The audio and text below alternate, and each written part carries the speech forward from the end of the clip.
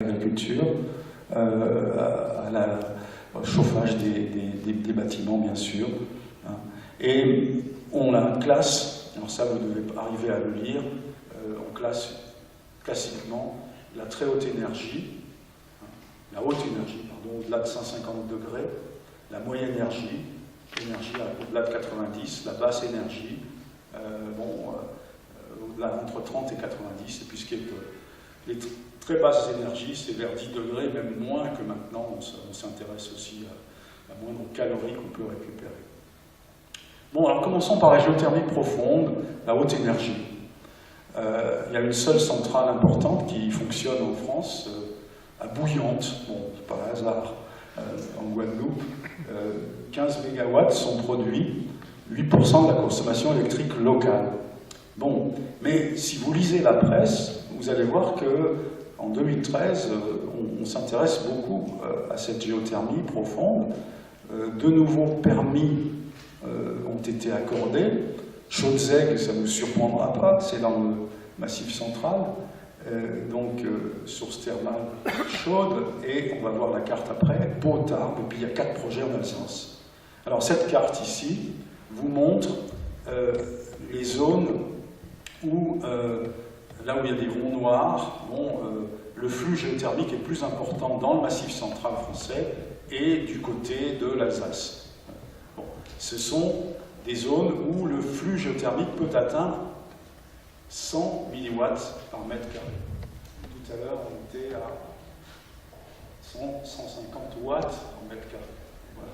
Et là, on est 1000 fois en dessous, au moins.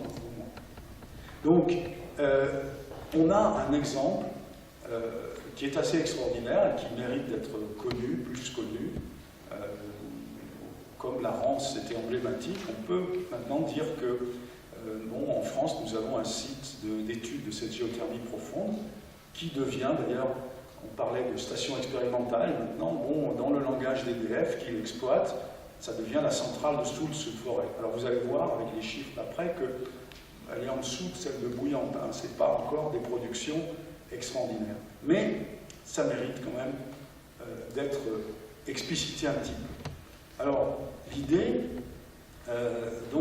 c'est de faire des forages, toujours des forages profonds, et d'aller chercher cette chaleur.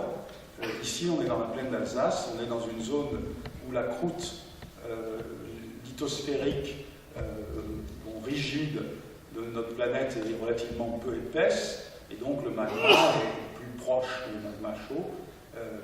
Il n'y a pas de volcan, il y en a eu un du côté allemand, hein, dans la plaine d'Alsace, mais donc on est dans une zone où la chaleur ne se trouve pas très profonde. Enfin, 5000 mètres quand même. Hein. Bon. Donc ça, on sait faire des forages jusqu'à 5000 mètres. Et l'idée, c'est donc, avec le puits central qui est là,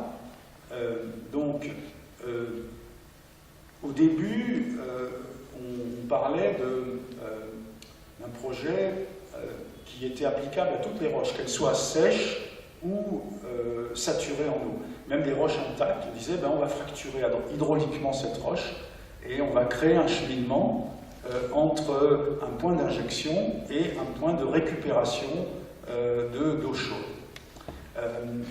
Maintenant, c'est plus politiquement correct de parler de milieux fissurés et de dire qu'on va utiliser les fissures préexistantes, mais je vous assure qu'on a aussi utilisé la fracturation hydraulique à Soultz-sous-Forêt.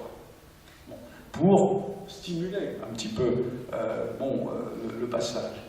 Donc, on injecte un fluide caloporteur, où on crée, d'ailleurs, on peut utiliser quand il y a un fluide qui est de l'eau salée, qui existe dans ces granites-là. Donc, on va utiliser ce fluide et on va le ramener avec des calories, donc chaud en surface. Et cette chaleur peut même quelquefois arriver à faire tourner une turbine à vapeur en produisant de l'électricité. Et avec la cogénération, on arrive à récupérer aussi de la chaleur avec un circuit de chaleur. Il y a à la fois production d'électricité et de chaleur. Bon. Alors, voici le résumé de tout ce qui a été fait là-bas.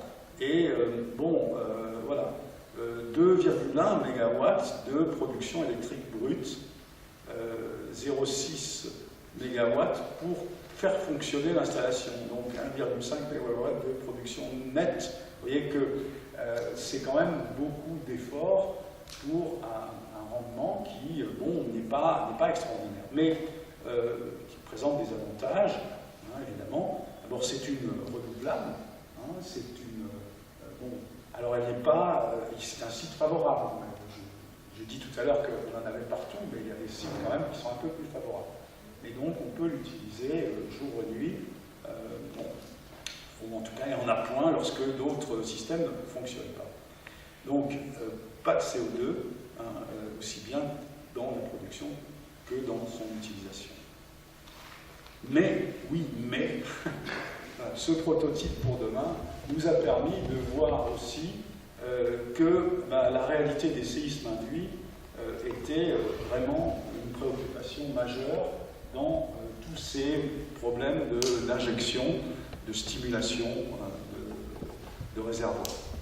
Alors, des séismes induits, les micro-séismes, il y en a même dans le bassin de Paris en permanence. Il suffit de mettre des appareils suffisamment sensibles pour en voir.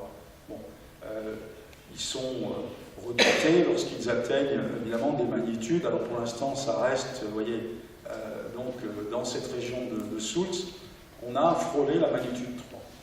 Et en Suisse, où ils avaient un site analogue, ils ont dépassé cette magnitude.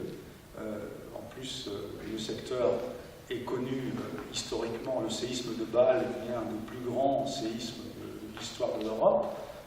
Donc, effectivement, c'est peut-être dangereux d'aller mettre cette énergie, aller chercher cette chaleur dans des endroits comme ça, qui sont, et c'est pas surprenant, des zones de faiblesse de la croûte terrestre sont aussi des zones dans lesquelles des tremblements de terre peuvent assez facilement se produire. Alors je crois que cette haute énergie, c'est un laboratoire pour tester beaucoup de choses. C'est pas forcément ça qui va être la solution. D'ailleurs, la solution, il n'y a pas la solution. Il y a des combinaisons de possibilités. Vous le verrez, on le verra, ce sera une conclusion. Je crois que les espoirs sont vraiment beaucoup plus du côté de la basse et même de la très basse énergie, parce que, pour chauffer des maisons, c'est vrai que c'est dommage d'utiliser du pétrole, dommage d'utiliser du gaz, du charbon, n'en parlons plus, en France en tout cas, et de l'électricité encore pire, évidemment. Donc, au moins, pour résoudre les problèmes de l'habitat, cette géothermie, basse énergie, mérite un développement important. Avec des géosondes reliées à une pompe à chaleur, vous avez ici des valeurs de puissance par mètre linéaire qu'on peut récupérer. Alors on peut passer de la puissance à l'énergie récupérable, il faut avoir une hypothèse de fonctionnement pendant l'année, les besoins et les possibilités que l'on peut avoir. Donc on arrive avec quelques dizaines de mètres de forage et une pompe à chaleur derrière à suffire pour une maison individuelle. Et puis, pour des grands bâtiments, alors ça c'est moins connu en France parce que c'est pas encore appliqué, mais en Suisse ils en ont fait déjà beaucoup. Et là, c'est le géologue qui a travaillé avec la construction et le génie civil qui vous parle. Les puits géothermiques, géothermiques ou thermoactifs, eh bien on en fait en Suisse. C'est-à-dire qu'on utilise les fondations profondes lorsque des immeubles sont construits sur des fondations profondes. Vous voyez que dans ces puits, on a prévu la place pour des tuyaux, et que ces tuyaux vont récupérer la chaleur du sol, même si c'est un sol à 15 degrés en profondeur, eh bien, ça va permettre de relier à un système de plancher chauffant, de pompe à chaleur, etc., c'est une des manières d'arriver à des bâtiments d'énergie positive, en combinant ça avec d'autres capteurs sur le toit capteurs solaires, par exemple. Voilà. Donc ça, c'est quelque chose qui n'a pas encore été utilisé en France. Bon, il faut des sites favorables, mais c'est possible. Hein. Il y a des réalisations, je vous dis, dans pas mal de pays européens, Suisse, Allemagne et Angleterre. Alors, avant-dernier thème à aborder avant il y a la conclusion derrière, assez vite, rassurez-vous, c'est le stockage de l'énergie. Alors, on ne parle plus de déchets, là, on parle de stocker l'énergie. Alors, c'est d'abord quelque chose qui est une idée qui n'est pas nouvelle du tout, hein, et ça fait longtemps. Et là encore, c'est une société française qui est pionnière dans le monde, la société Geostock, hein, qui a la plus grande expérience sur le stockage du